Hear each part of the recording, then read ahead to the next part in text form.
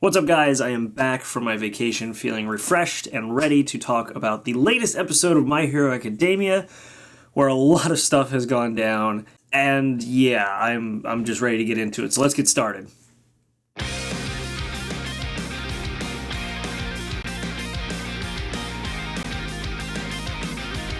So, of course, right at the top of the episode, we are reintroduced to the idea of the hero work study and how it works, how it's sort of an off-campus practice that is not really actually practice. You are actually getting hands-on experience as a hero with a provisional license. You're under the real big shots of these different hero organizations. And yeah, it's pretty awesome to see because we now have this whole other level of experience that our characters are going to be getting, especially with Deku, because he's actually able to be out in the field with a real hero.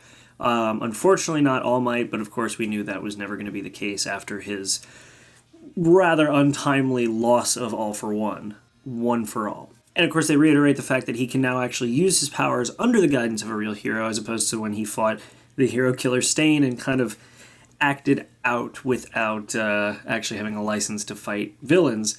Of course, in this instance, it was very much a sort of life or death scenario, so him fighting kind of made sense, but of course they had to cover it up by saying that it was Endeavor. Now, of course, we are introduced to Sir Night-Eye, and he is quite the character, I have to say, and his quirk is actually really interesting. So, essentially, once they walk in and they see what Sir Night-Eye is doing to poor Bubble Girl,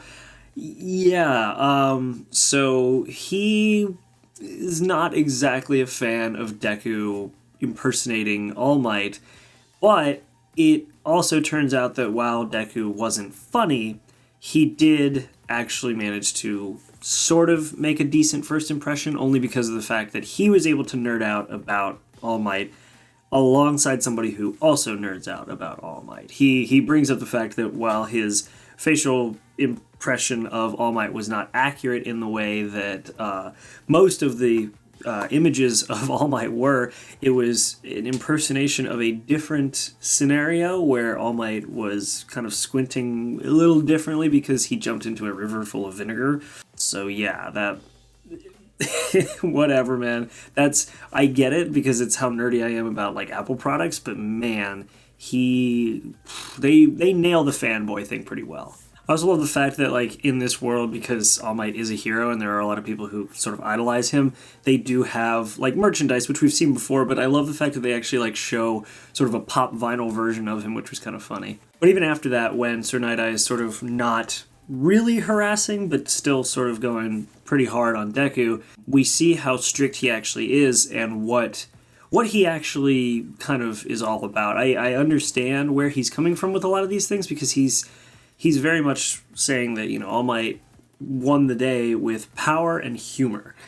And he doesn't think that Deku was the right choice for All Might to make to receive his powers. And he kind of recruits him to fail and to give up One for All.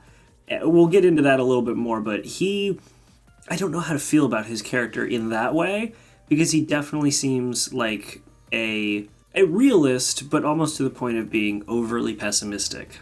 But like I said, we'll get into that in a little bit. We see the first part of him being very pessimistic, and not really pessimistic, but picky, when he goes to stamp Deku's contract with the agency, and he doesn't stamp it, he stamps the table next to it and just keeps stamping the table next to it, saying, "I'm not approving of this. We operate fine here. Why would I want another work study? Why?" And it leads into him challenging Deku to take the stamp and stamp the contract himself. And this is where we see what Sir Night-Eye's ability actually is, and it's really cool. So we learn, of course, that Mirio is sort of the golden boy for the agency, or rather for Sir Night-Eye, and Sir Night-Eye thinks that Mirio was the one who should have received One for All. And he asked for Mirio specifically to be a part of the agency. So Mirio didn't have to jump through these hoops, but now Deku is going through a practical interview. He has to go after and take the stamp, and this is where Sir Night-Eye's ability makes it very difficult, if not almost completely impossible.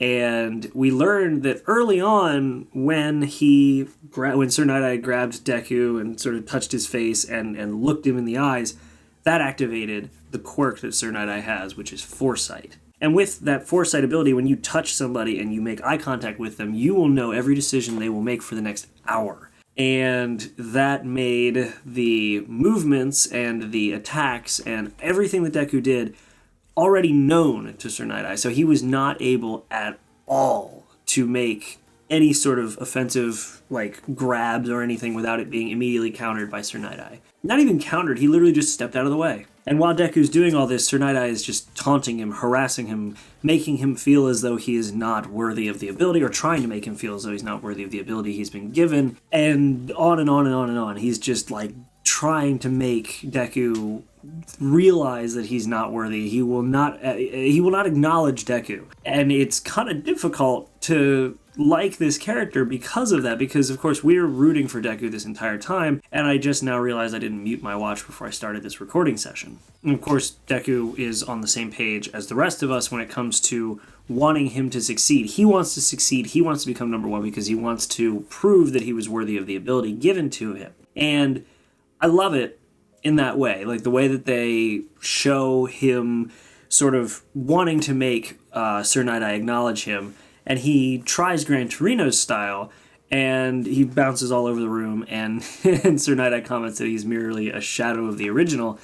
But we discover partly why Deku's attempt at the ability or the style didn't quite work out as well as Gran Torino's actual style. And so during this 3 minutes, it was 3 minutes to take the test, by the way. During these 3 minutes that Deku is trying to attack, he tries one strategy, because he doesn't plan ahead. He literally goes after it, and he tries one strategy to see if his theory is correct, which is Sir Night-Eye can see the target. And Deku doesn't know if that is just specifically honed in on the target, and that's all he can see, or if he can predict everything that's going to happen involving that target. So he tries to throw a bunch of books in the way and kind of cause confusion and cover the direct line of sight with clutter. It doesn't work, and Deku lands face first against the wall at the end of 3 minutes and slides down. And yeah, it was pretty shocking. And of course, Deku has been not the most successful, but way more successful in his attempts previously than he was in this instance for many things. He managed to, learn how to do all for one full cowling with Gran Torino. He was able to increase his ability by letting his emotions loose a little bit when he was fighting Bakugo. We've seen all these moments of, while he may have failed slightly or failed completely, something was gained by it. But in this instance, we actually see he didn't gain anything. He was showing off how much he's learned. Here's what I mean. At the beginning of this little introduction, we see that the entire room of Sir Night-Eye's is covered with All Might merch. And one of them is the 10th anniversary poster that was never actually sold to the public. And of course, Sir Night-Eye has one. So, as Deku's bouncing around the room later in this very scene, he is actually avoiding every single piece of All Might merchandise laid out across the room. He is literally not stepping on any of it. And the reason why he landed face first at the very end was because he did not want to hit the poster for All Might because it was such a rare collector's piece. So it was pretty impressive, and it actually made Sir Night-Eye chuckle slightly that Deku did everything that he did during this entire test interview, yet he was still aware of his surroundings and didn't want to step on or break or damage any of the All Might merchandise, which also may be why, at least in my opinion, why he didn't quite live up to the Gran Torino style that he was trying to impersonate. And with that, Deku has now been accepted as part of the work study for Sir Night-Eye's agency. And yeah, he is basically, like I said earlier, being enrolled and accepted to be shown that he's not worthy and to make him give up, because Sir Night-Eye thinks that Mirio is more deserving of that ability, not Deku. So now we have sort of a hero who we're kind of not supposed to, but also supposed to root for in a way, because he's not a bad guy, but he's definitely an obstacle in Deku's development as a character. So I'll be curious to see how that continues. Because I like Mirio and all, but I think that his power as he is more than enough already. And I don't think really that his quirk and his strength really needs any bolstering from All for One. I keep saying that. One for all. But after that, we go back to the dorms, and it's sort of the catch up with Class 1A moment where we see that there are several students who are having some trouble getting into some agencies, but who are also being called by certain agencies. In fact, Tokoyami was actually asked for by one of the top 3, the number 3 heroes. So that's pretty awesome. Todoroki and Bakugo keep falling behind, and Bakugo and Todoroki are very aware of it. Bakugo is actually quite mad about it. And we have the big 3 contacting Tsuya, Uraraka, and one other, I can't remember who it was. Oh, yeah, it was Kirishima, who was called out by one of the big 3, I believe. And they go over to see the third year dorm, or go over to see the third years in their dorms right after that instead of waiting. So we'll see what happens. But really, that was about it. Sort of a, hey, let's catch up. Congratulations to Deku. Everybody else needs to catch up with Deku or with everybody else who's getting these call-outs from different agencies. So, yeah.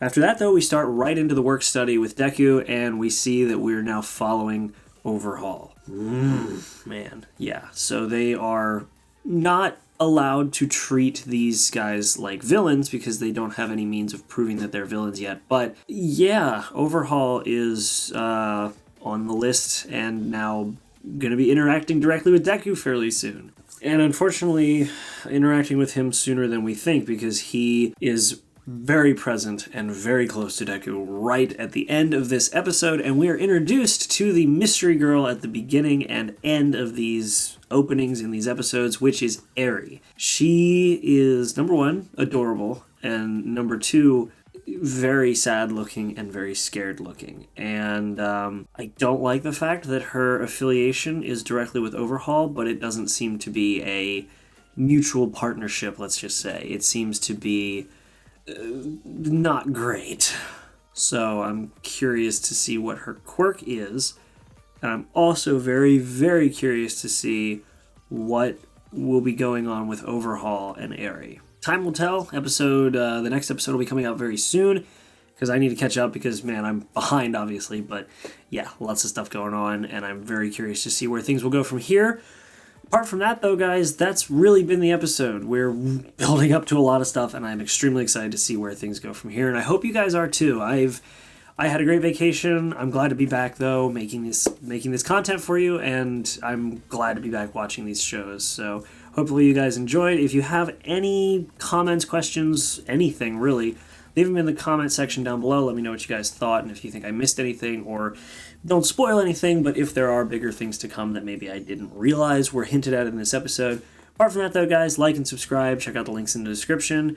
And that's it. I'll see you guys in the next episode. Make sure to be there, and have a good one.